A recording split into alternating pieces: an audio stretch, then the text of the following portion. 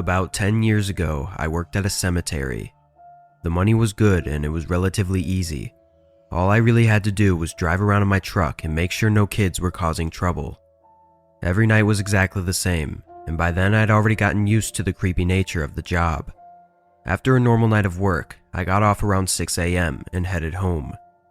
I didn't usually go to bed until around 11 or so, and while I was getting ready at 10:30, I got a call from my boss. He asked me if I had seen anything last night, and I said no because I hadn't. He then told me that a grave had been defaced. I swore I didn't see anything though, especially not some group of kids, which are typically the culprit. Anyways, he asked me if I could come back and help him clean it, and I agreed of course because I kind of felt like it was my fault. When I got there, I realized I had underestimated how horrible these writings on the grave had been. This was not the usual small writing or anything. There was writing all over the stone, with horrible words and markings. What made it so much worse was that when we were cleaning everything off, I was finally able to read who the person was. I will obviously not say the name for privacy reasons, but it was a child, only 8 years old when he passed away just a few months prior. I was filled with anger and sadness, unlike any I felt before. I mean, who does that to a kid? I stayed with my boss for a bit, as we checked some surveillance footage. This cemetery was huge though, and the only camera we had was on one building where the funerals were held, and it wasn't very big. And again, this was quite a long time ago, and cameras weren't what they are today. We didn't see anyone at all. My boss notified the town's office, as the cemetery is owned and run by the city, and for the next few weeks they had some new guys come out to go on watch with me from dusk to dawn. Those weeks went by without anything happening. Didn't see anyone or find any defaced graves. One of the guys rode around with me while the other one stayed near the entrance. I actually became good friends with my watch partner. We wondered and talked about what the defacer looked like, and after some time it seemed like we'd never get to know. Nothing was really happening anymore, and it kind of seemed like a one and done type of screwed up situation. Eventually, the other watch guards left due to the inactivity, and it was back to just me. Another week went by of nothing before something happened again. One night, as I had just started my shift and began patrolling, I drove all the way to the back of the cemetery, got out, and began my walk, which I had to start doing to see if any graves had writing or whatnot. As I was getting to about where the kid's grave was, I realized that something was off. I was a couple 100 feet away from the kid's grave, and it was pitch black, but something looked out of place.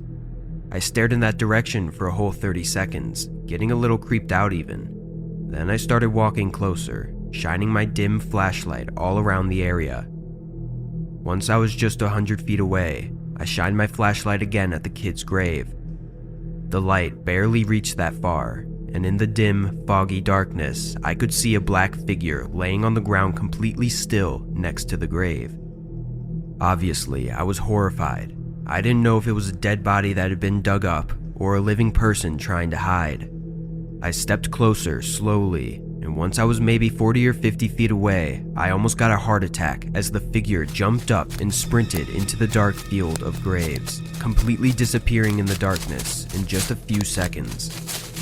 I stood in place, shocked, horrified, and confused. Once I got a hold of myself, I ran back to the truck and radioed for the police.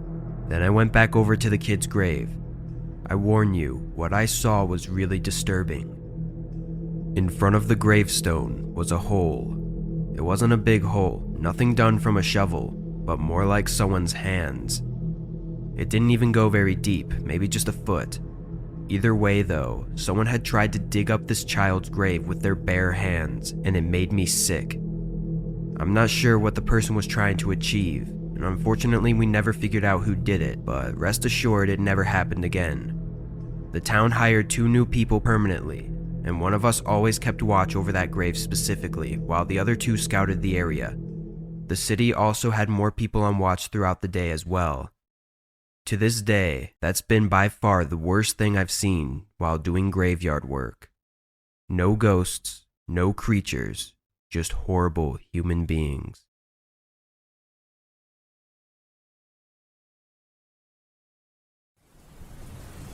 I'm a community patrol officer for a neighborhood in southern Las Vegas. If you aren't familiar with this occupation, it's nothing like a police officer or anything. I'm just a regular 25-year-old that drives a small patrol vehicle around nice neighborhoods to make the residents feel safer. It's a pretty common thing around here, since there's a lot of rich neighborhoods right next to a violent city. On my patrols, I have to also report specific community violations. For instance, some housing communities require bushes to be trimmed every week, so if I see an overgrown bush, I have to report it and leave a note at the residence. It's petty, and I personally find it weird that people like to live in neighborhoods like that, but it gives me a job, so I can't complain too much. Anyway, I primarily work 8 p.m. to 3 a.m. It's an odd shift, but that's just how they schedule for some reason. I'd never seen anything strange before this incident. The only things I'd ever really see were groups of teenagers doing dumb shit at the parks at 1 a.m. But last week, I had something happen that was beyond disturbing, and I can't stop thinking about it. I was doing my regular patrol, which was a specific route we had to take during the middle, beginning, and end of our shifts. This was my mid-shift patrol, so it was about 10 p.m. and pretty quiet outside. During the drive, I have to check the community pools to make sure they are locked for the night. I pulled into the small parking lot and walked over to the gate. I quickly walked inside and checked the pool area to make sure nobody was still inside, then went back out and locked it. As I made my way over to my car, I noticed a hooded man sitting on one of the park benches not far from where I was. Both of his hands were in his pockets, and he seemed to just be staring at the ground. Honestly, I thought this dude was just waiting for his drug dealer or something, but I didn't know, nor did I really care. I got back in my car and continued on with my route. The community is large, and the routes take probably an hour to complete with no traffic. By the time I finished, it was just about midnight. For the next little bit, all I had to do was drive around the neighborhoods. I mindlessly moved the car through the streets for a while, before finding myself back by the pool, to which I noticed that the man was no longer sitting on the bench. I slowed the car a bit, looking around the sidewalks in the park purely out of curiosity, but I didn't see him anywhere. Not thinking much of it, I kept on. As I drove past the dark, empty park, I couldn't help but get an uneasy sense going through me. I don't know what it was, but something felt off. I continued for a few more minutes before pulling up to a stop sign and noticed a man on the side as if he was going to walk across. After a few seconds, I recognized him as the same hooded man from earlier. He slowly made his way across, but stopped halfway and turned to face me. Being only a few feet away, he quickly walked up to my window, trying to ask me something. I cracked the window slightly, and the man quickly asked me where a specific address was. Of course, I said I didn't know. Sure, I could have looked it up or given him a general direction, but the circumstances of the situation felt very off. Even more oddly, he didn't even have any emotion or response when I said I didn't know. He just stood in silence for a second, then repeated his question, exactly as he said it before. This was when I really started to get nervous and feel unsafe. I told him I needed to leave, quickly rolling up my window and beginning to move forward. The man didn't do anything as I drove off. Looking in my rearview mirror, he was just standing there in the middle of the road watching me drive away. I parked down by a nearby street by one of the houses, then collected my thoughts. It was a really weird encounter, but was it reason enough to call the police? I didn't know. As bad as it sounds, calling the police while at work is a big deal, and I didn't want to unless it was actually necessary. The big question that kept coming up in my mind, though, was why was he looking for that address? I decided to type it into my GPS, and it was just a few minutes away, inside the neighborhood I was patrolling. So, I got back on the road and made my way over to the address. When I arrived, it seemed like every other ordinary house at 1 a.m. All the lights were off and nobody was outside. I parked on the other side of the street and waited for a bit, but not even 30 seconds later, the hooded man came into sight, walking down the sidewalk towards the house. I watched from my car as he walked up their driveway and up to their front door. He knocked a few times, then waited for a while before knocking again. Almost a whole minute went by before someone answered the door. Immediately, the hooded man slammed his body into the homeowner and fought his way inside the home. I was in shock, seeing something like this for the first time happening right in front of me. I controlled myself as soon as I could though and called the police. As I sat waiting in fear, I didn't see any movement for 2 or 3 minutes. I debated with myself whether or not to go in and try and help the homeowner. Honestly though, I was terrified and didn't want to make an already horrible situation even worse, so I stayed in my car. Suddenly, the front door moved a little, then swung open abruptly, followed by the hooded man sprinting out and running off down the street. The police didn't arrive until almost 10 minutes later. I don't know what took so long. I'm sure it wasn't anyone's fault, but part of me was furious. By then, the man was long gone, and the homeowner was laying inside, having been beaten so hard that he was unconscious. Over the next few days, more unfortunate information came in. The homeowner didn't recognize the man from anywhere, and barely even remembered the situation, but the guy also didn't steal anything from his house. This was very unusual, because the man had clearly known of the homeowner's address, and his only known goal was to hurt the homeowner. Thus, it didn't make much sense for the suspect to not be someone he knew. The whole thing was very strange, and it still makes me feel uneasy. It's only been a week since this happened though, so hopefully more information comes up, and the hooded man gets caught.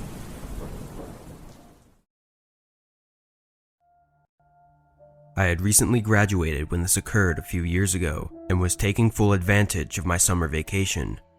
I had started working full-time at the high school where I had just completed my studies, since I needed the money for college.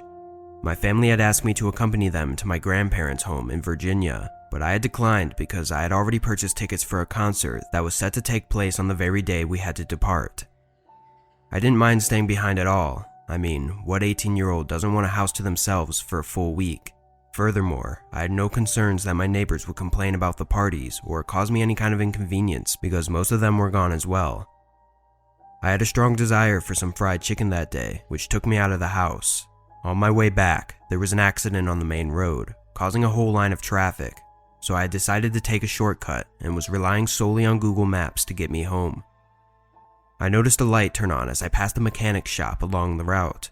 It was another car, but this car had only one functional headlight, which was really weird.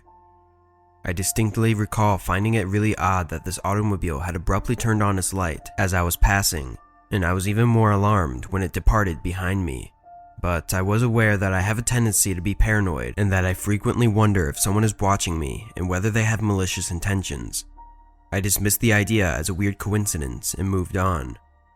I started to stress out as I got closer to my neighborhood and realized that the car was still following me.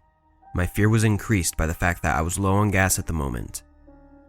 I had two choices at this point. Either I turn around and drive home while the strange car pursues, or I just drive about and see if it follows or not. Driving around, however, seemed to be a very dangerous alternative because I wasn't sure what I would do if my car ran out of fuel in the middle of the road, leaving me trapped with this creep. I reasoned that I'd better take a chance in a familiar setting, rather than on the side of a lonely, dusky country road. Once this was decided, I pulled onto my street and felt my heart drop as the car with one headlight turned directly behind me. At this moment, I thought I was doomed. I started pulling into my driveway because there was nothing else I could do, and to my absolute horror, they started to follow me up. Now that I think about it, I believe I should have called the police, but at the time I was so engrossed in my own thoughts that the idea never even entered my head. I might have contacted my dad, who would have gotten his rifle if he was home, but he and the rest of the family were 12 hours away at the time. I stopped and placed my car in reverse when the car started to follow me up the driveway. They reversed in response, but they also came to a stop at the bottom, thus blocking my way out. I started moving forward again, but everything just kept repeating. I drove, they followed, I reversed, and they blocked my exit, over and over again a couple of times.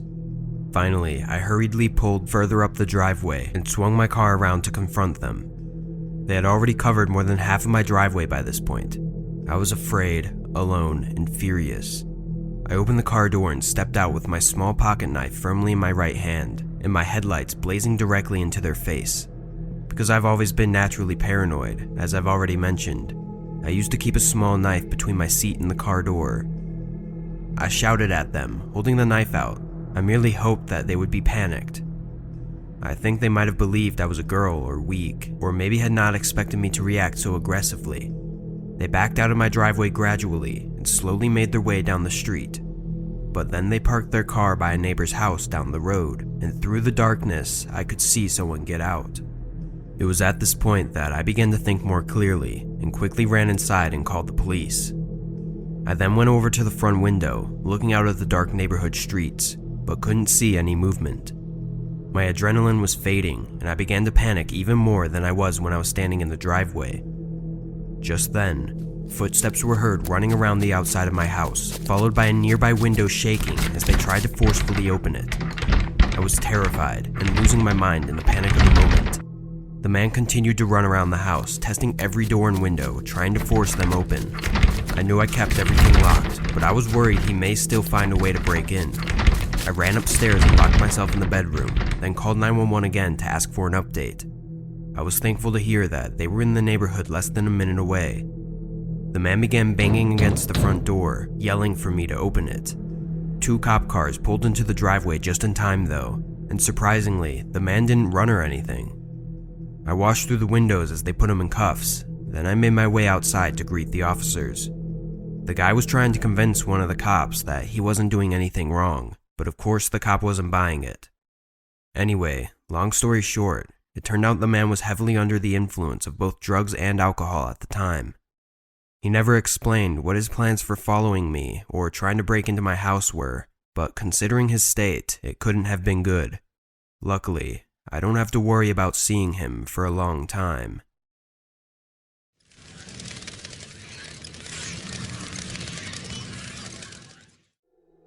I'm 29 and I live along the Appalachian Range in lower West Virginia. I've been going backpacking and camping for years, exploring different trails all around the nearby mountains. My best friend, who lived just a few miles from me, would often join me on these hikes. We usually planned one big trail every year in the fall, being anywhere from a few days to a whole week of backpacking and camping. In 2019, we planned to take a trail across the range to a small lake at the top of the mountains.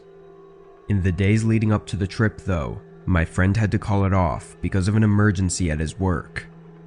I'd already taken the whole week off of work and had everything ready to go, so I decided to just go alone. On Monday morning, I drove to a nearby trailhead, then started my route. This wasn't a regular recreational trail like you'd typically see on a 4-hour hike. These backpacking trails didn't have defined paths, so you have to use maps, compasses, and landmarks to navigate where you're going. Typically there's a large landmark in the distance, like a specific rock formation that you hike toward, and when you get there you can see your next landmark, and so on. I spent the first 2 days hiking toward a ridge in the mountains.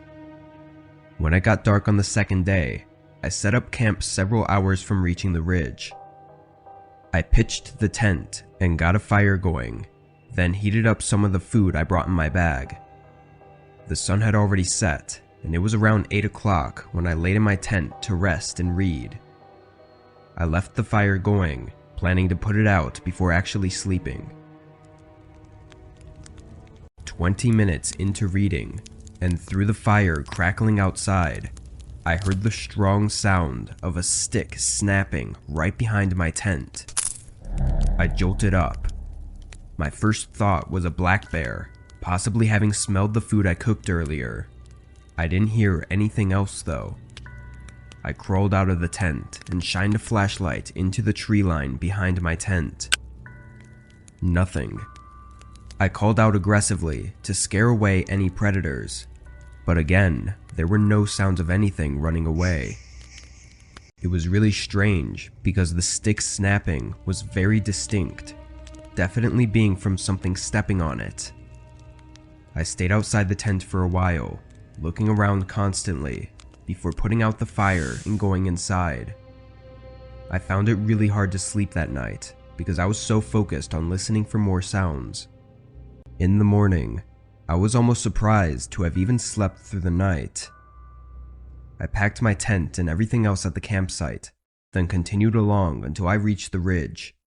From there, it was a straight shot to the lake. I was moving fast, trying to get there before dark so I wouldn't have to move my campsite again the next day. I arrived with about an hour to spare before sunset. The lake was beautiful, very much worth the hike. I walked around it, enjoying the scenery, then pitched the tent and set up my camp on the tree line beside the lake. As I sat by the fire, I kept turning around, hearing soft noises somewhere between the trees behind me. I figured I was just being paranoid, but it was really creepy. It almost sounded exactly like footsteps, but I knew nobody would be out here. I would have seen their tent when I walked around the lake. It was too dark at this point to see anything further than a few feet, so looking around wasn't an option anymore. An hour later, I got in my tent and laid down. Every few minutes, I would hear footsteps again. They were barely too quiet for me to tell for sure what they were though. Eventually, I got so tired that I fell asleep. And what I think was only an hour after I fell asleep, I woke up to the sound of someone running away from my tent. I jolted up and grabbed my flashlight, rushing out of the tent and looking in the direction of the footsteps. I saw the bare back of them running away in the distance. My heart was beating rapidly. I looked down and saw footprints all around my tent, like they had been walking around me and searching the campsite. I tried to get the campfire going again as fast as I could so I could see better. I was terrified. I had nowhere to go and nobody to help me. I sat at the fire all night, keeping my head on a swivel, but I never saw or heard anything else. In the morning, I snapped a few pictures of the lake, then started the hike back. I had planned to stay for a whole day. I wasn't comfortable anymore, feeling like I was being followed. I was able to make it back without any more trouble, thankfully. But along my journey, I began noticing several things missing from my backpack. Small things like food, a few tools, etc., but I always had my bag with me. Even today, I wonder if whoever had been outside my tent that one night had actually snuck inside and stole from my bag while I was asleep. Even the thought of it makes my whole body shiver. I've always loved camping, especially in the fall when the leaves are changing colors and the air is crisp. So, when my best friend, who I'll call Katie, asked me to go camping with her for her birthday, I jumped at the chance. We packed up our gear and headed out to a secluded spot in the woods that Katie's family had been camping at for years. As we hiked in, I felt a sense of silence. In a good way though, it was like we were the only two people in the world. The hike was relatively short, and when we arrived at the campsite, we both started working on setting everything up. This only took a portion of the hour, and after we finished, we decided to go for a hike. We went pretty much straight north, off the beaten path, just exploring, until we came across a faded trail. Katie had never seen it before and said there was nothing out here, so she was confused. We followed the trail that wound through the woods and eventually led us to what looked like an old abandoned cabin. It was small and weather-beaten, with broken windows and a sagging roof. Katie was eager to explore it, and I was a bit hesitant, but also really curious. We stepped inside. It was clear that no one had been there for years. We poked around for a while, looking for any interesting artifacts or clues about who had lived there, but we didn't find anything. As we were about to leave, I noticed something strange. There was a door in the corner of the cabin that I hadn't noticed before. It was very small and had a padlock on it. I pointed it out to Katie, and we both became curious. The lock looked really old, completely rusted all over. I knocked on the door, knowing nobody would be inside, but I just wanted to make sure. Katie went outside and grabbed a large rock, handing it to me. I smashed it against the lock, only taking a few good hits until it broke open. The door dragged against the ground as we pulled it back. Inside, it was pitch black and we couldn't see anything. Katie pointed her flashlight through the doorway, and there was a staircase leading down. We both were creeped out now, but we assured ourselves that nobody has been here for years and there really wasn't anything realistic to fear. I led the way down the steep staircase. It wasn't very long, only 8 to 10 steps, before it opened into a room. What we saw was very disturbing and strange. There were several small mattresses on the ground, along with some other random furniture. They looked very modern though, like the mattresses had to be within 5 years old. Something about it just hit me with fear, and both of us rushed upstairs. We pushed the door shut again and stood there, unsure of what we just saw. We debated whether or not it was a crime scene of some sort, because it all just looked so out of place. As I was talking, Katie suddenly shushed me. In the distance, footsteps were coming toward the cabin. They came all the way up to it, but oddly, they walked right past it without stopping. I could see confusion on Katie's face too. As soon as they were far away, we ran back to our campsite, then right back to Katie's place. We called the police, just in case it was something. To us, the fact that the person kept walking without even stopping meant that they were familiar with the cabin. We didn't know if it was due to something bad or not, so we decided to let the police decide. They searched the cabin and the area around it, but ultimately found nothing leading to anything.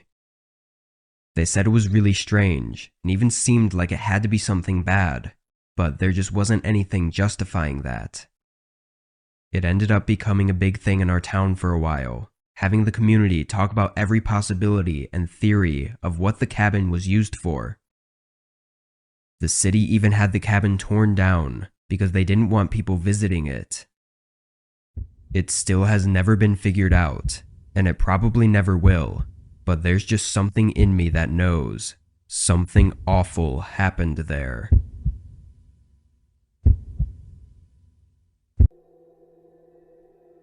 Every year as a kid, my family would go on these big camping trips.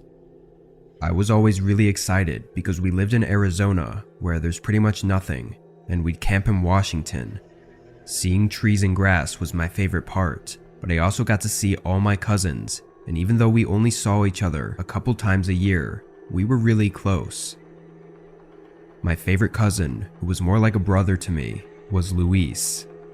He was a year older than me, and we were inseparable when together. Because of what happened, we became even closer after that camping trip. I think it took us both a while to understand what really went on and what more could have happened to us.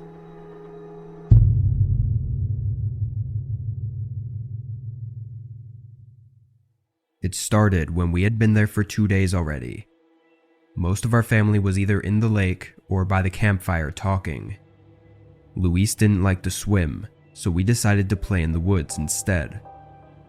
We played a version of tag called Bandit. We'd switch off being the cop and chase the other one, who was the bandit, until we'd catch them. We would play for hours, but in the woods, it's easy to just keep running and not know where you're going.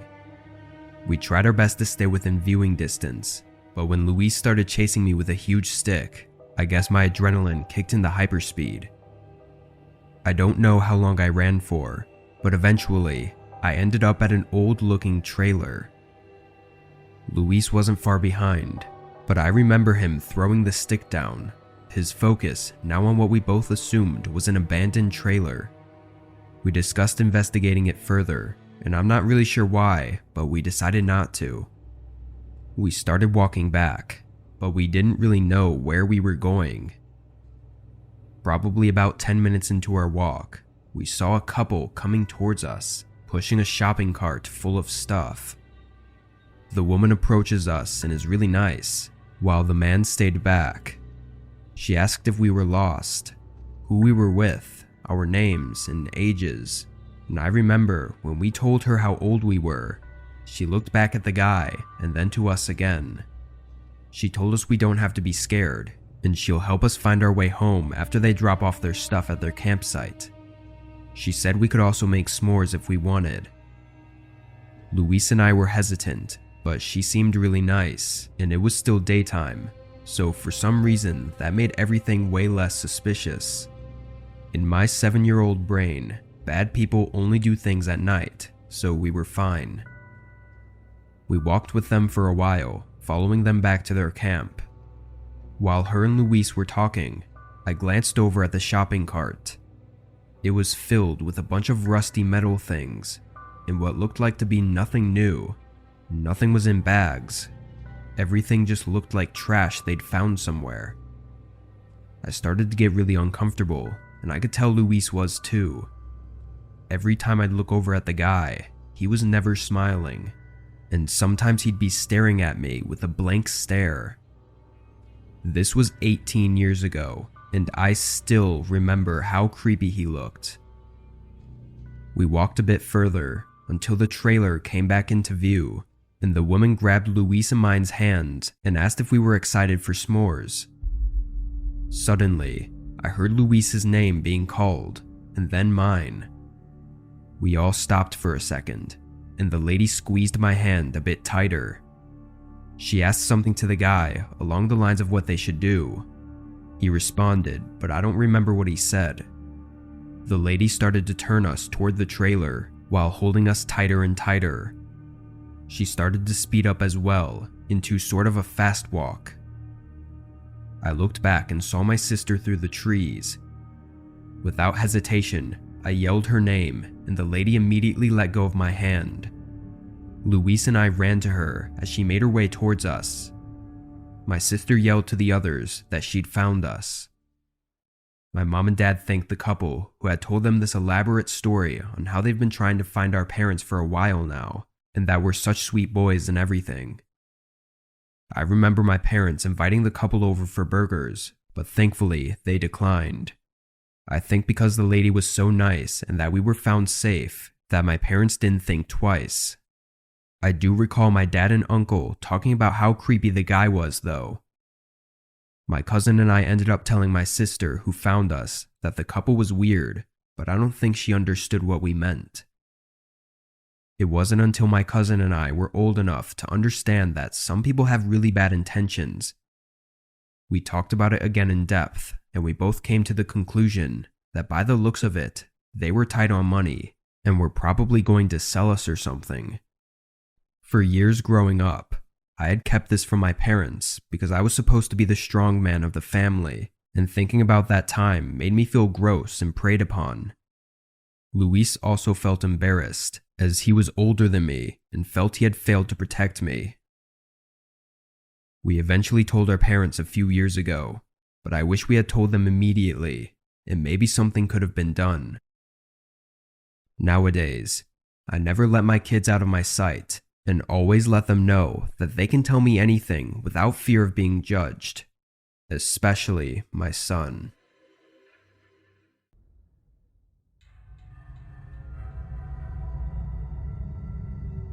Working retail is always challenging. There's the old adage that the customer is always right. If that were true, I don't think stores would have policies, rules, or even prices. The simple fact is that the customer isn't always right. In fact, sometimes they're complete assholes. This became abundantly clear during the pandemic. Shortly before COVID-19 necessitated restrictions, I was promoted to floor manager at the local Target. Let me preface this by saying that overall, most of our customers were very accommodating with our mandatory mask requirement. They saw all the employees wearing them as well and saw them as a sign of solidarity. However, we managed to have a few Karens and Kens enter the store. Some cited their reasons for not wanting to wear a mask as medical and others because of constitutional freedoms, but most often shouted both reasons. They made a scene, and while they didn't leave quietly, they all eventually left peacefully. Until that day. The store had only been open for a couple of hours. I was making my rounds doing inventory checks for the following order. I walked by the hardware department, did a quick glance, then doubled back. Sure enough, there was a man without a mask perusing the various tools. I sighed and took a moment to hide my frustration. Technically, it was the door greeter's responsibility to flag people down at the entrance and tell them our policy. Unfortunately, most of these jobs went to our elderly employees. More than a few were sympathetic to the anti-maskers' plight. But since they were on a fixed budget, it was hard to read them the riot act, and some people still slipped through the cracks. Taking a deep breath, I buried my frustration and put on my fake smile. My mask covered it, but it was so ingrained after years of working in retail that it formed on reflex. As I walked closer to the man, he came into greater detail. He wore ripped and faded jeans and a button-up flannel shirt, the standard get-up for most of our blue-collar customers. But as he stood up, I braced myself. He was a towering man, over 6 feet tall and twice as wide as me. Though he had a beer gut that was testing the limits of his belt, his arms rippled with muscles that must have been from a very hands-on job. But I remembered all the other alterations. While they were unpleasant, none of the customers were violent, so I found my nerve and walked up to him. "Excuse me, sir." He glanced up at me, his eyes beady above a bushy beard. "Yeah, buddy. You got any carpenter screws? Boss's dipshit son tried to put something together using regular ones. Affirmative action, am I right?" I frowned, thankful that my mask concealed my sudden irritation. "I think that's nepotism, actually." "Nepo what?" Instantly, his smile shifted into an annoyed scowl. "Look, college boy, don't flap your gums at me because you know some 10-buck words. You got the goddamn screws or not?" I took a deep breath, remembering the script from my training. "Sir, I'll be more than happy to look for the items you want as soon as you put on a mask." Red crept up his neck and slowly worked its way up his face. "Just give me the goddamn screws and I'll be out of here in a minute. Then you can go back to being Target's Fidel." "Sir?" I tried to remain calm, but I could hear the irritation in my voice. "It doesn't matter how long you spend in the store. You must wear a mask when you step inside or you'll have to leave." His nostrils flared as he brandished his arms wildly. "What is this? Soviet Russia? Last time I checked, I live in the good old US of A. And guess what? America's the land of the free. And if you don't like it, you go back to whatever country you came from." "That would be this one, the same as you." Even though he was bigger than me, I took comfort in the walkie-talkie at my belt, which I unclipped. "And if you respect freedoms, you should know that Target is a privately held company. As such, we can deny service to anyone not following state or company policy. Now put on a mask, or I will call security and have you escorted off our property." The red spread up to his forehead. He stood huffing and puffing before letting out a long breath. He placed himself between me and the tools, then put a beefy hand on my shoulder. "You think you're pretty smart, don't you? Think you can outsmart a hammer?" I blinked in confusion. "What?" He yanked a hammer from off the shelf. "Think fast." He spun in a whirl and the hammer collided with my jaw. The immense pain lifted me off my feet, and I fell hard onto my back and skull. I tried to scream for help, but my jaw refused to close. That son of a bitch had broken it. I knew I had to get up, get on my feet, and get the hell out of there. But I was a prisoner in my own body. I silently shouted at my body to move, but it refused to listen. The man dropped the hammer beside me, and I sagged in relief, thinking it was over. Instead, the man opened several packages, tearing through the plastic with his bare hands. I couldn't make out the first items, its packing too damaged, but the second box was in a slightly better condition. Staples. He hunkered beside me and showed me the stapler gun, clicking it twice so 2 staples landed on my forehead. "Let's see how you like it when someone makes you wear a mask." I squirmed, but he grabbed hold of my jaw. The pain shot through my body, paralyzing me in place, until a new pain erupted near my ear and in my throat. Hot blood ran down my face as he forced my face to the other side, stapling the mask straps onto my face. Then he wrenched my jaw shut, stapling my lips closed. "What? No fancy words now? He wiped his hands and picked up the hammer. Round 2. I braced myself and closed my eyes. Noise erupted around me and I was sure the man was bashing my head in, the pain too intense to register. But the hammer clattered to the ground again, and when I opened my eyes, I saw a demolished tile beside me. The man turned away and picked something off the shelf. Here they are. Then turned and walked away. I passed out as the man paid for the screws, and I wasn't found until a half hour later. I was rushed to the hospital where they removed the staples and wired my jaw shut. The whole thing was caught on camera, and he was quickly apprehended. The worst of the pandemic is over, but I still wear my mask. My coworkers think it's a sign of defiance against the man who assaulted me, but they're wrong. It's to hide my scars.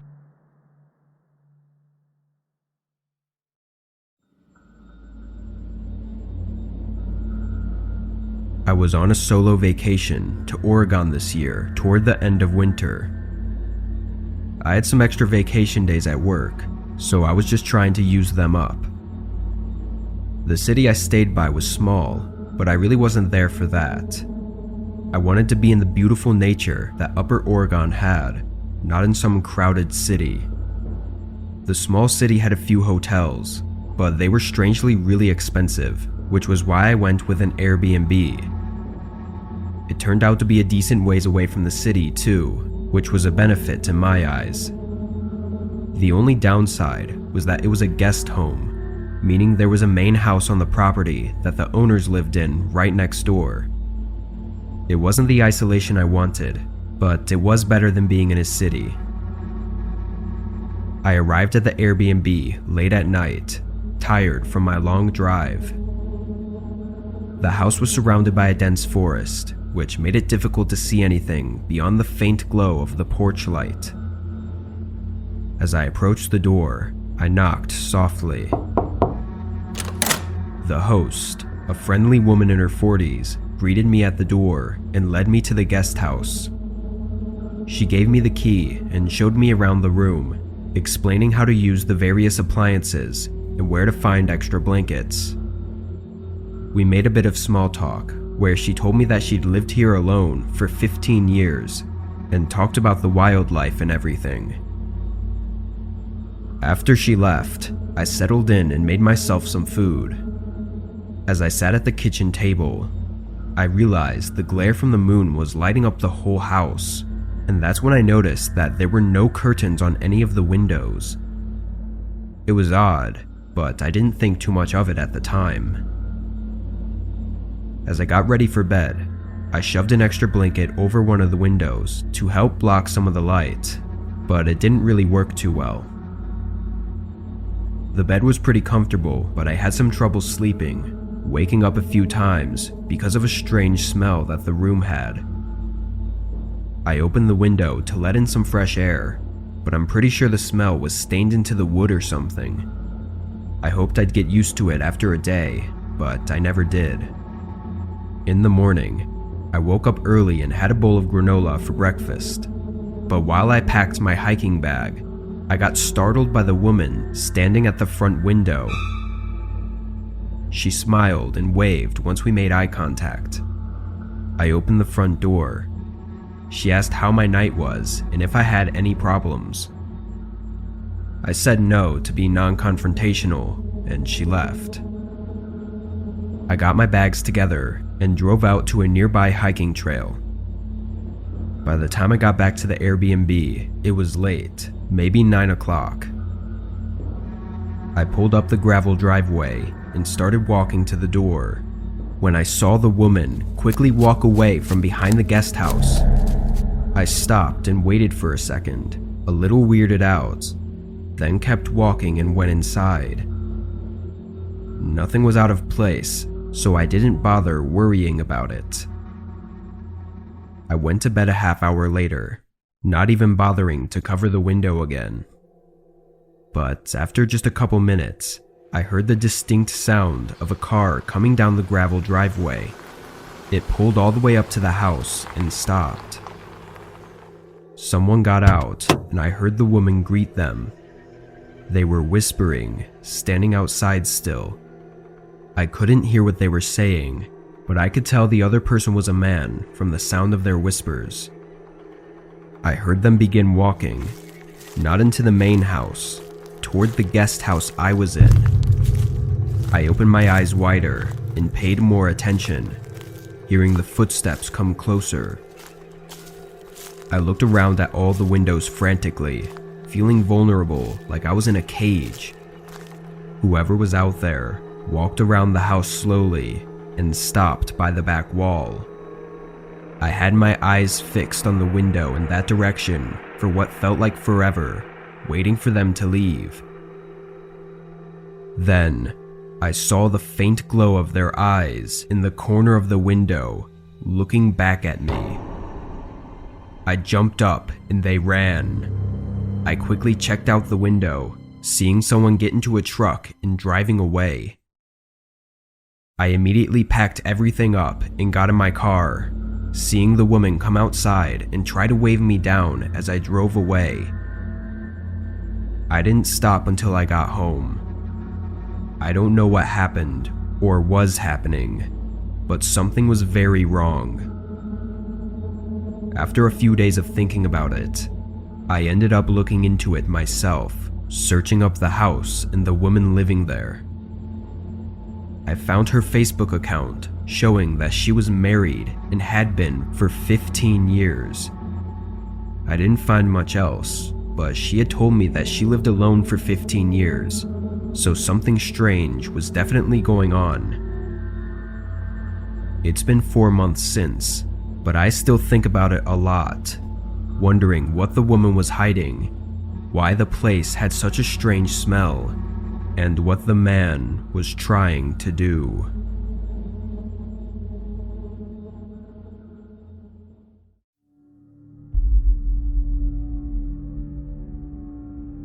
I was on a quick business trip last year for work and decided to drive instead of flying. I always hated airports and planes, so I would drive any chance I got. I rented 2 Airbnbs, one on the way there and one on the way back. Everything was fine on the way up, but I can't say the same for the trip back. I arrived at the Airbnb late in the evening after a long day of traveling. As I walked around the house, I felt like something wasn't right. The decor was old-fashioned, with dark wood furniture and heavy curtains. The air was shallow, and there was a lingering smell of cigarette smoke. I looked back online, seeing that the pictures showed different furniture, and really a whole different layout too. It was hard to tell if it was even the same house. It was, but it just looked so different. Being tired and annoyed, I brushed it off. I was just there for the night, so as long as it was a place to stay, then that was fine with me. The code on the door worked, so they must have just put up the wrong pictures or lied to get more bookings. I tossed my travel bags against the wall and showered, then got in bed and fell asleep. But in the middle of the night, I was jolted awake by a loud noise. It sounded like something had fallen over in the hallway. I sat up in bed, listening intently, but there was no other sound. I tried to go back to sleep, but my mind wouldn't let me without checking the house first. I got up and went into the hallway. It was empty. Nobody there, and nothing seeming to have fallen anywhere.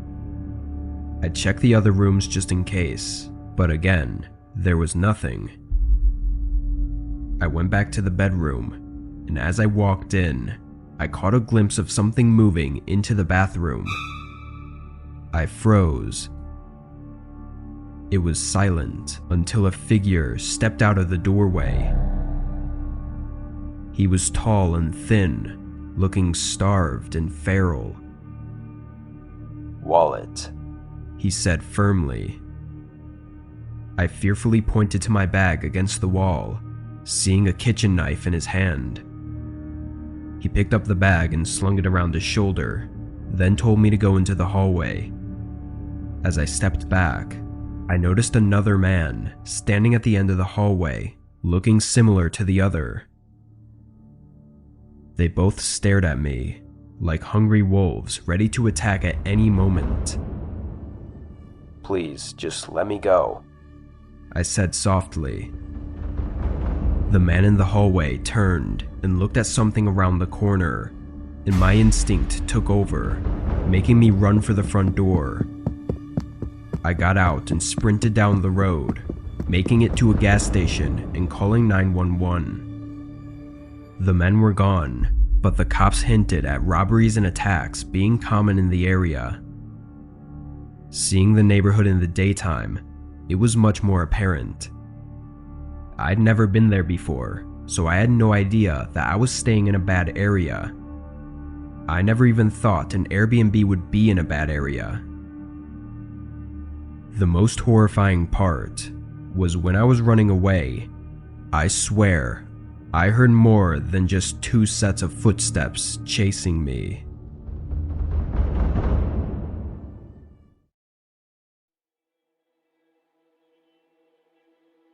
My best friend, who I'll call Michael for privacy, was coming back to town from college in the summer of 2018. I was also in college, but stayed in town for my studies. Being that we would only see each other a few days throughout the year, we would take a couple days off and rent an Airbnb or hotel, hang out, party, catch up on life, all that sort of stuff. We both lived with our parents still, so we couldn't do much at home.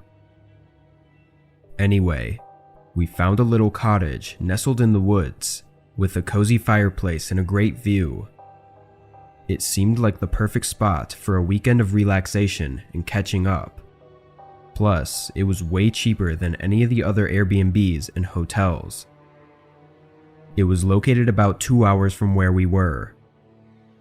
On Friday morning, I drove over to Michael's place and picked him up, then started heading to the Airbnb. We talked and caught up, but if I'm being honest, it was kind of a boring drive. The roads were empty, and we only passed through one town on the way. When we arrived though, the cabin looked really nice, from the outside at least. We got our bags from the car and opened the front door with a key code. The inside was good, looking just as it did in the pictures, but it wasn't very clean. There were dirty footprints across the floors, looking like someone had been wandering in the forest and didn't take their shoes off. The bedding seemed to have been washed though, which was the more important thing. We settled in and talked for a bit, then went out to wander the forest around the cabin. Both of us were big nature people, enjoying long walks and hikes. We stumbled across a path not far from the back of the cabin and followed it for a while before it ended. Not like a normal end to a path though. There was no actual point to the path. It was just a straight line through the woods with a very sudden, abrupt ending. It was a bit weird, but really we both didn't think much of it. We followed it back to the cabin as the sun was starting to set. As we got closer, I noticed Michael was looking around a lot, like he was nervous, but he was never one to be scared. "Everything okay?" I asked. Yeah, I just thought I saw someone over there. It's probably nothing though." I looked where he was pointing, but there wasn't anything to see. It was already somewhat dark by then, so there was no use in looking. When we got back, Michael took a shower and I started making some of the food we brought, but something felt off. I couldn't help but notice that there seemed to be more footprints around the house than there were before. Some of them even went right up to where our bags were, but as far as I could tell, nothing was missing. I asked Michael what he thought, but he wasn't so convinced, saying he thought the footprints were already there. We continued with our night, getting ready for bed around 10. The way the cabin was set up, there was the living room and kitchen right when you walk in, and then one bedroom that had 2 beds and a bathroom in it. We both took a bed and fell asleep. A few hours into the night, I woke to Michael whispering my name. He was calling for me, telling me to wake up. I looked over and saw him sitting up in his bed. What's going on? He pointed at the door. Someone's inside. Then I heard the soft, intentional, quiet footsteps of someone walking across the cabin, right outside the bedroom door. My heart tightened up. We both sat there, listening to this person fumble around with something out there, and then he came right up to the door. There was a long moment of silence before they turned away and left the cabin. We got up and pushed some furniture against the doors, staying up the rest of the night and leaving first thing in the morning. Maybe we should have called the cops, but in our defense, we were out in the middle of nowhere and had nothing but footprints to back up our case. We got a refund on the next day, since we left early. Oddly, the owner never responded to our message about what happened. No apology or anything. They just refunded the money and said nothing.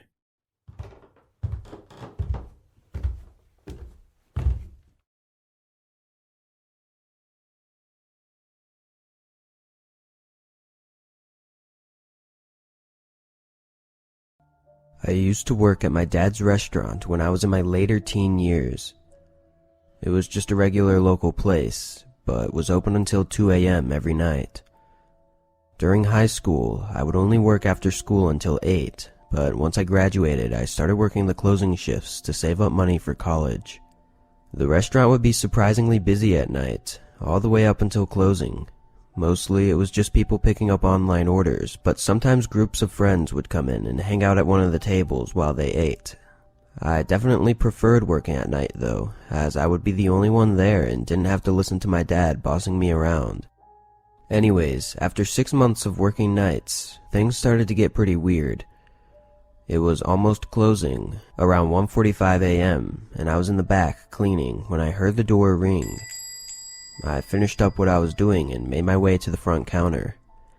There were 2 young men who looked really tired. One of them came up to the counter while the other one stood at one of the tables. Our dining room is closed for the night, but I can still take a small order if you want it for takeout. The man at the counter just stared at the menu and didn't say anything. I stood there uncomfortably as the man shifted his gaze to behind me, as if he was inspecting the place.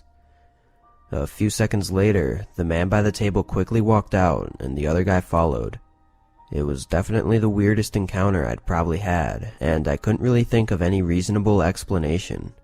I kind of just assumed that they were planning on robbing me, but then decided otherwise for some reason.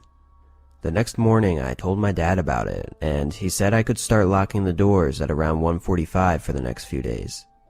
Another week went by with nothing unusual before it happened again. I had a customer picking up an order around 1:30, and almost as soon as he left, one of the men from last week walked in. It was the one that was standing at the table, and I noticed right away that he was wearing the same exact clothing as last time. However, this time he came up to the counter. He looked me in the eyes for a second, and then asked me if I could help him jump-start his car. The way he said it was really creepy, and it was very obvious that there was something else going on here. Sorry, I have to stay in the restaurant during my shift. His face immediately shifted into a frown. He said it would only take a minute and no one would know that I left. At this point, I knew something was very off, and I started to panic a little bit in my head. He started making his way back to the door, gesturing me to follow him. I honestly wasn't sure what to do, and was really freaking out, but my fight response was starting, and my adrenaline was pumping.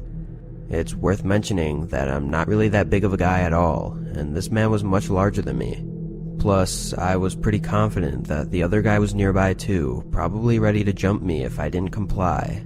but I figured I was screwed either way, so I might as well try to fight. I grabbed a pair of scissors we had behind the counter and stood my ground. The man turned around again once he reached the door, and this time he looked angry and demanded that I followed him. At that same instant, a loud bang came from behind me, followed by the back door slamming open. I ran to the back, and as soon as the guy saw me, he bolted right back outside. I turned around quickly and ran back to the front counter, but the other guy had left as well. I obviously called the police afterwards and gave them the security footage, but it was pretty low quality and hard to make out any identity from them. Anyways, I'm still not really sure why they didn't just attack me and rob the place, but my best guess is that they were just trying to rob the store without harming anyone, so as soon as they saw I was gonna fight, they ran. Those two could have easily taken me down and made the situation much worse, so I'm glad it didn't turn out that way.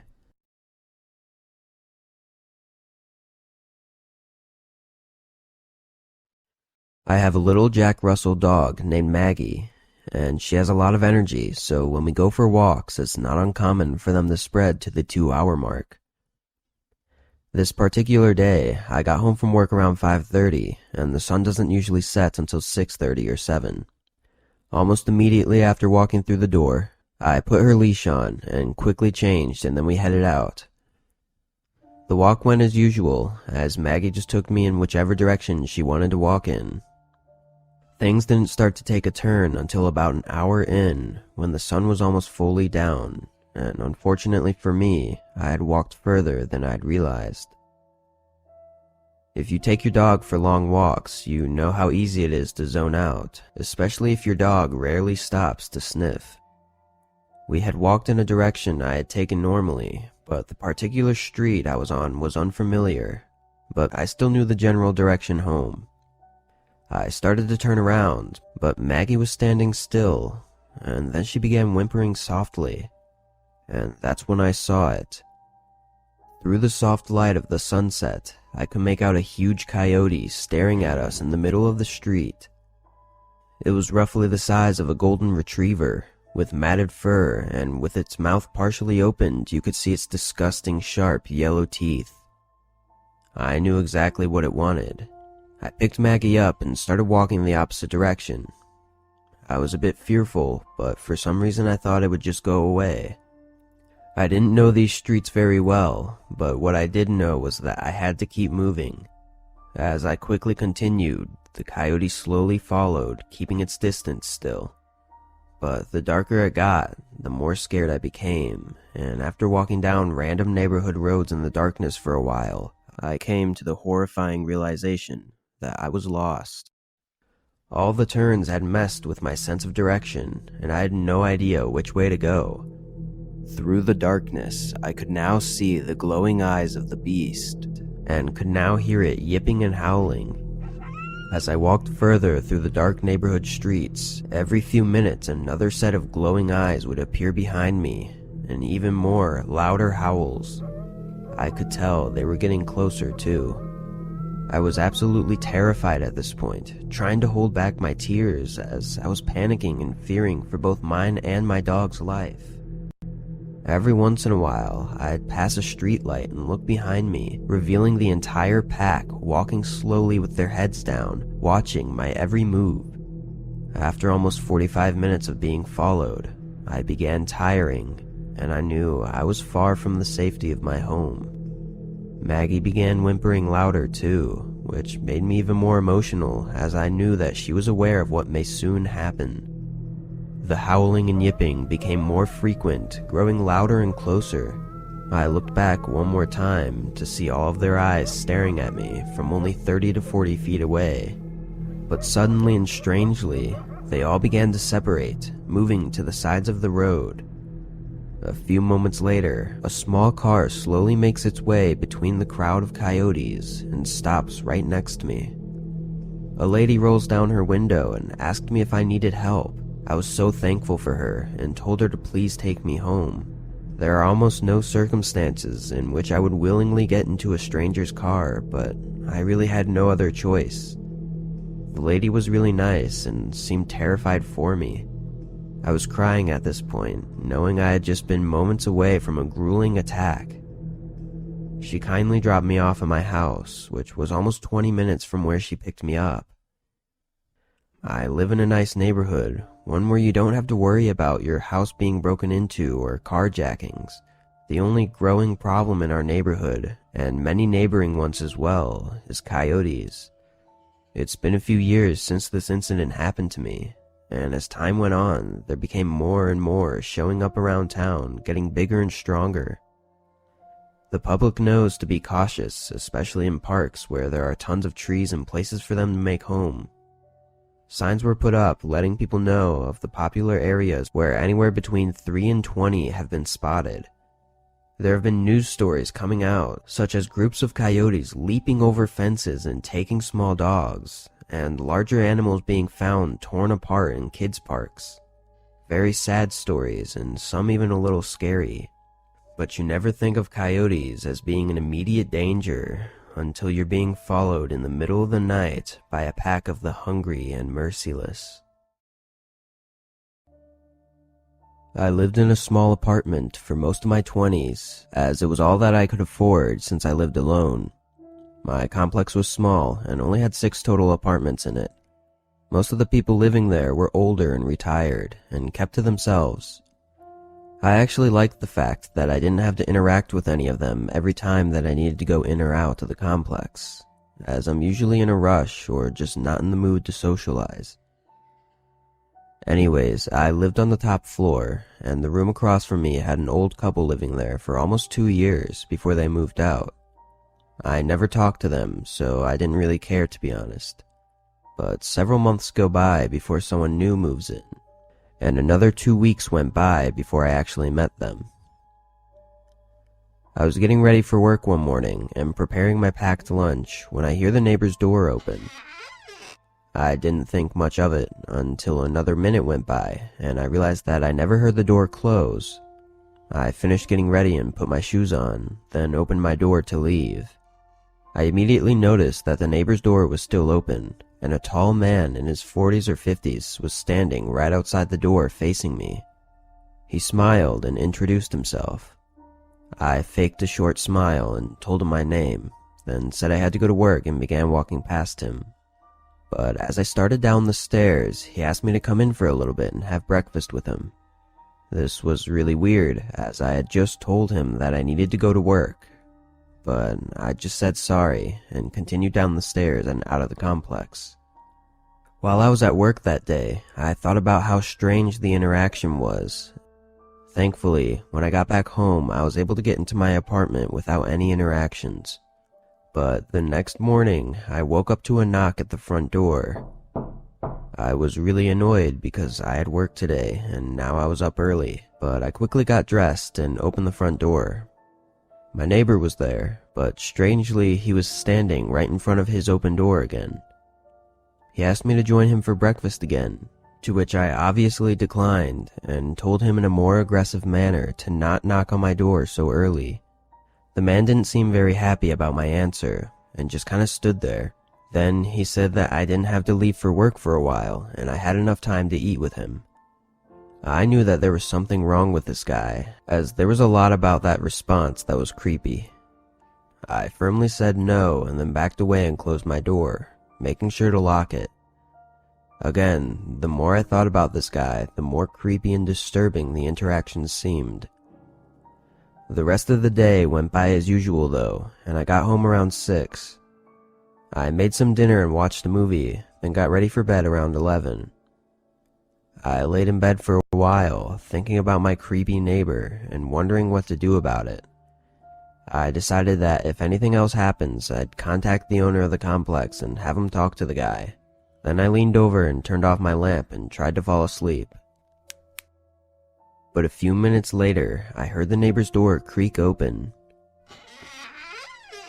I waited silently, listening to what the guy was doing, but I couldn't hear anything else. Again though, I never heard the door close. I was pretty nervous, unsure of what the man could possibly be doing this late at night. Eventually though, I drifted asleep due to not hearing any further noises for over an hour. I'm not sure how long I slept before a loud knock at the door woke me up. But these knocks didn't come from my front door. They were at my bedroom door. I shot up, completely terrified, and turned on the lights. The only thing I had to defend myself with was a small screwdriver on my nightstand. I grabbed it and stood next to my bed, shaking in fear, before picking up my phone and calling 911. When they arrived at the front door, I quickly got out of my room and opened it. I was surprised the door was even shut, but I told the officers everything and all about my suspicions of the neighbor. Unfortunately, though, there was no real evidence of a break-in, and they couldn't do much at all. I knew what I heard was real, though, and I did not feel safe in my apartment anymore. I called my sister later that day, and she agreed to let me stay at her place for a few days. Those days went by quicker than I hoped, though, and I started driving back to my apartment on Saturday evening. I tried to stay calm, assuring myself that the guy had given up by now, and everything would be okay. I pulled into the parking lot and made my way into the building. The sun had just set, so the staircase was dim. I slowly made my way up, trying to stay quiet as to not let my neighbor know that I was coming up. Once I reached the top, I saw his door was closed and I got a big sense of relief as I quickly made my way through my door and locked it behind me. I dropped my bag in the hallway and turned on the lights as I turned the corner into my living room. I jumped back screaming as the man was sitting right on my couch staring at me with a wide, awful smile. I sprinted out of the entire complex and into my car, then called the police again and waited for them in a nearby parking lot. When they arrived about 10 minutes later, we drove up to the complex and they went into the apartment while I waited by my car. Surprisingly, they came out just a minute later with the man in handcuffs. They said he was still sitting on the couch and that they also found a small knife in his pocket. The most disturbing part of this whole situation, though, was that when he was questioned, he admitted to breaking in 3 separate times, and I only knew about the 2 incidents, which meant that at one point he was hiding in my apartment, probably watching me without me even knowing. I worked in the warehouse section of a local grocery store a few years back. It was a really small store, being family owned and everything, so we didn't have many employees. Most of the stocking would be done during the day, but me and another guy worked overnights to organize the back room and finish whatever the day shift didn't get done. It was a simple job and honestly paid well compared to other big-name stores.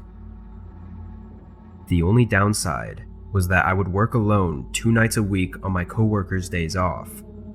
He did the same on my days off, and we both always complained about it because we'd still have to do the same amount of work, except we'd have to do it by ourselves.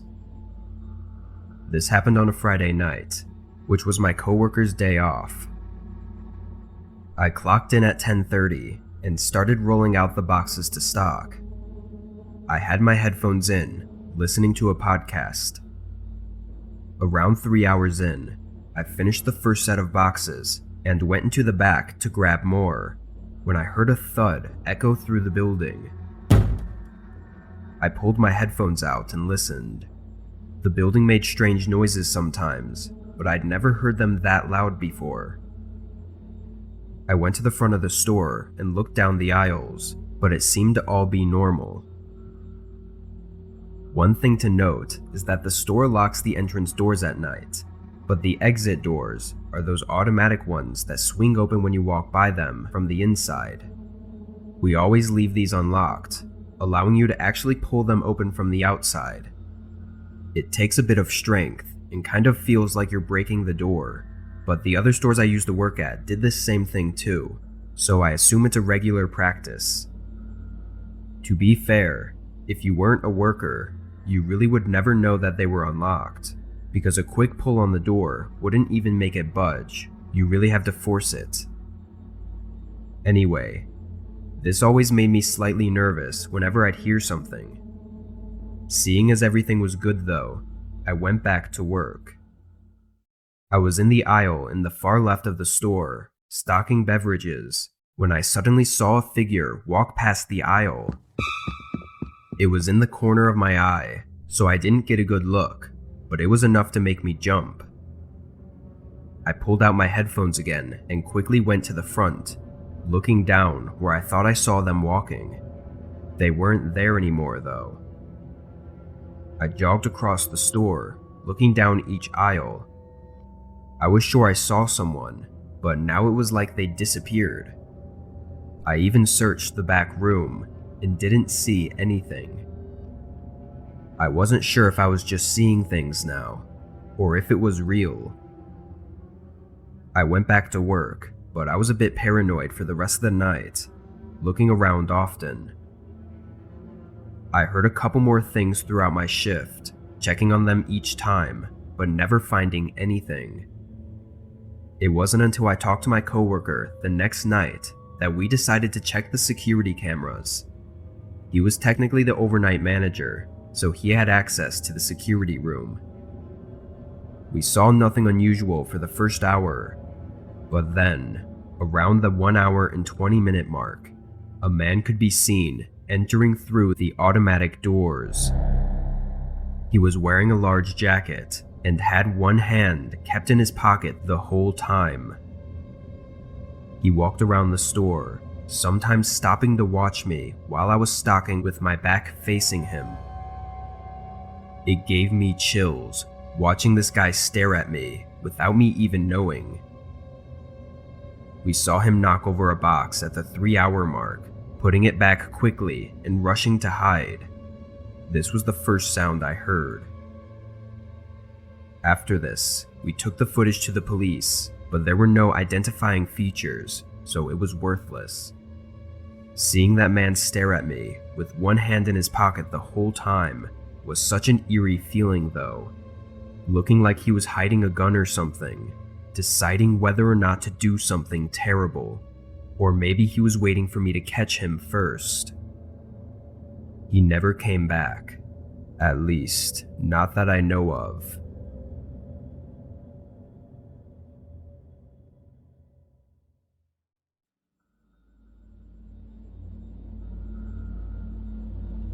I live with my older brother in a small home just off of a highway. We're both in our mid-20s working regular jobs, but financially it's a lot easier on us to split the rent and live together. Anyway, we don't see each other all that often because we work opposite shifts. I work the morning shift and he works overnight. Truthfully, I don't think either of us mind though, because it just feels like we always have our own house when the other is gone. This happened a couple months back, but it still terrifies me. I got home from work around 4 one day and went out with some friends before getting back home by 10. My brother had already left for work, so it was just me. I had work in the morning though, so I didn't have much time to relax before bed. I packed my lunch for tomorrow, then chilled on the couch for just 15 or so minutes, then got in bed. Being pretty tired, I was knocked out in a couple minutes. A few hours later, I woke up, seeing it was 2:30 in the morning. I put my head back on the pillow and closed my eyes, but then I heard my brother come in through the front door. It was way too early for him to be off, but it was around his lunchtime, so I figured he forgot his lunch or something, and I dozed off a minute later. The next day, I woke up and got ready for work. I got my bag together, went to the fridge to get my lunch that I packed yesterday, but it was gone. Right away, I realized my brother had probably taken it last night by accident. I left for work, and during my lunch I just picked up some fast food. When I got back home that day, my brother wasn't home. I wanted to let him know not to take any of the food from the bottom drawer, because that was my lunch stuff. I spent an hour cleaning up the kitchen and making tomorrow's lunch, then took a nap on the couch. When I got up around 8, I could tell that my brother had been back at some point, but had left for work already. I heated up some leftovers for dinner, then watched a movie in my room to kill the time. I fell asleep around my usual time, but woke up again in the middle of the night. The time was just before 3, and I heard the front door close as my brother walked into the house. I tiredly grabbed my phone from the nightstand and texted him to not take my food. I was too lazy to get up and talk because I knew I'd have trouble falling back asleep if I did. I got a text back a few seconds later, but it was just a question mark, like he didn't know what I was saying. I didn't want to explain the whole thing over text if he was going to play dumb, so I slowly got out of bed, then walked over to the door. I opened it and went into the kitchen, but he wasn't there. I then walked out into the living room, and in one of our chairs was a random man wearing ragged clothes and had a crazed look in his eyes. I was standing there, frozen from the shock. On the table in front of him was a bunch of food from our fridge and pantry. The man got up quickly, and that's when I saw him holding something in his hand. I turned around and ran for the front door, but I didn't hear him follow me out. I stood at the end of the driveway and for some reason called my brother first. I explained the whole thing, and he told me to call the police right away. During my freakout over the phone, I saw the man appear in the front doorway and then slam the door shut, as if he were keeping me out of my own house. The police came, and the man was still there, waving a knife around and telling them to leave his home.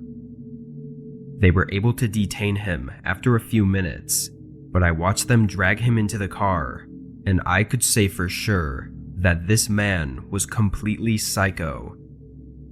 Apparently he never planned on leaving the house that time, and said it was his house now. How the man got a key to our house is still unknown, but we made sure to change the locks on the doors soon after. It's pretty easy to assume what he planned to do with that knife, but he probably thought my brother was the only one living there, which was why he entered in the middle of the night. If I hadn't woken up and seen him, my brother probably would have been attacked as soon as he walked through the door after work, and I likely would have suffered the same fate in the morning.